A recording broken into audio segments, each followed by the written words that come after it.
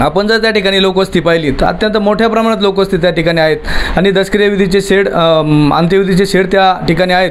हजारोचा जनसमुदाय त्या ठिकाणी काही कार्यक्रमांसाठी उपस्थित असतो, परंतु आत्तापर्यंत संबंधित या मतदारसंघाच्या लोकप्रतिनिधींनी राज्याचे उपमुख्यमंत्री 15 वर्ष मंत्री आणि आमदार असतानाही इतक्या मोठ्या लासलगावसारख्या गावाच्या या कचरा प्रकल्पावर कुठली प्रक्रिया आणि कुठल्याही प्रकारचं नियोजन त्या ठिकाणी त्यांना करता आलं नाही। तरी त्यांना या 24 तास सेवनच्या माध्यमातून खऱ्या अर्थानं आम्ही विनंती करतो की साहेब, या ठिकाणी इतर काही नाही करता आलं, परंतु नागरिकांच्या जीवाशी जो काही हा खेळण्याचा प्रकार आहे यापासून त्यांना कसं वाचवता येईल यासाठी आपण राज्याच्या या मंत्रिमंडळामध्ये काम करताय आणि या मतदारसंघाचे लोकप्रतिनिधी म्हणून खऱ्या अर्थानं त्या नागरिकांचा जीव वाचवण्याचं काम करा, ही विनंती या निमित्ताने आपल्याला करतो।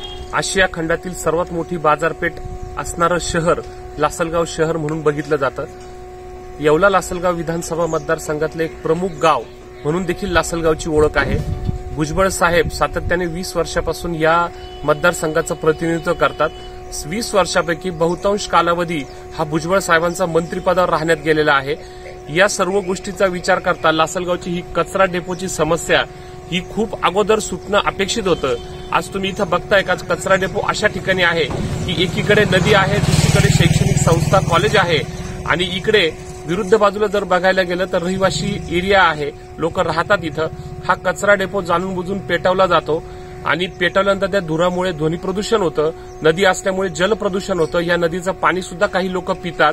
पलीकडे शैक्षणिक संस्था असल्याने हे कागद सर्व हवा आल्यानंतर शैक्षणिक संस्थेच्या प्रिमायसेसमध्ये उडाले जातात। या सर्व प्रकाराने लासलगावला खरोखर एक प्रकारे ही कचरा डेपो म्हणजे कलंकाची गोष्ट आहे। भुजबळ साहेब सातत्याने आमदार असताना स्थानिक स्वराज्य संस्था असेल, पंचायत समिती, जिल्हा परिषद, ग्रामपंचायत या सर्व संस्थांवर देखील भुजबळ साहेबांचेच प्रतिनिधी आणि माणसं कार्यरत होते।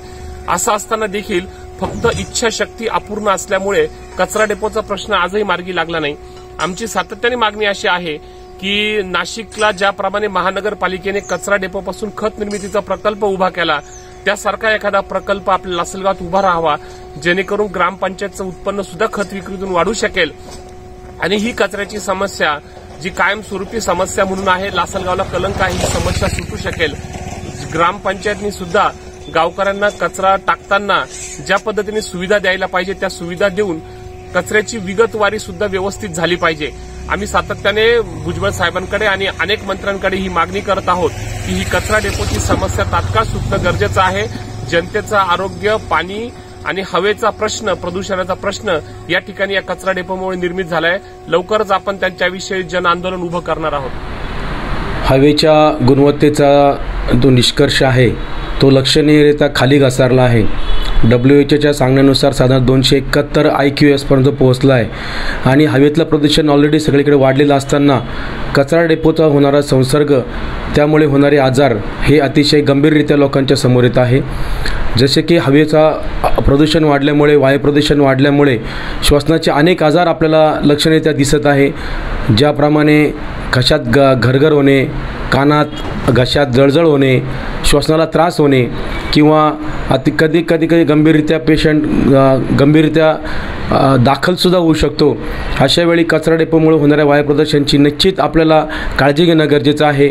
आपण आता बघतो आहे की विविध प्रकारचं प्रदूषण आपण वातावरणात ऑलरेडी आहे, जसं की वाहनामुळे होणारं प्रदूषण किंवा काही केमिकलमुळे होणारं प्रदूषण, कंपन्यांमुळे होणारं प्रदूषण, पण यापेक्षाही घातक जे प्रदूषण आहे ते म्हणजे कचरा डेपोच्या होणाऱ्या ज्वलनशील पदार्थाचं होणारं प्रदूषण। सध्या ज्या वातावरणामध्ये खूपच घनता वाढल्यामुळे खूप वेगवेगळ्या प्रकारचे पेशंट आम्हाला दिसत आहे, तर मी नागरिकांना नक्की अशी आवाहन करतो की प्रत्येकाने यापासून आपण स्वतःची काळजी घेणं गरजेचं आहे। जसे की काही ठिकाणी मास्क वापरणे, नियमित व्यायाम करणे, आपली शरीराची रोगप्रतिकारशक्ती वाढवणे, शरीराला होणारा ऑक्सिजनची पातळी नेहमी आपण नियंत्रणात ठेवणं गरजेचं आहे आणि यामुळे होणारं जे गंभीर दुष्परिणामाला आपण जो सामोरं जातो यापासून आपण निश्चित काळजी घेणं गरजेचं आहे। मी प्रशासनालाही असं आवाहन करतो की आपण सुद्धा या प्रदूषणाची निश्चित काळजी घेऊन नागरिकांना जास्तीत जास्त आरोग्यदायी कसं ठेवता येईल, त्यांना धोक्यापासून लांब कसं ठेवता येईल याची आपण काळजी घेणं आवश्यक आहे।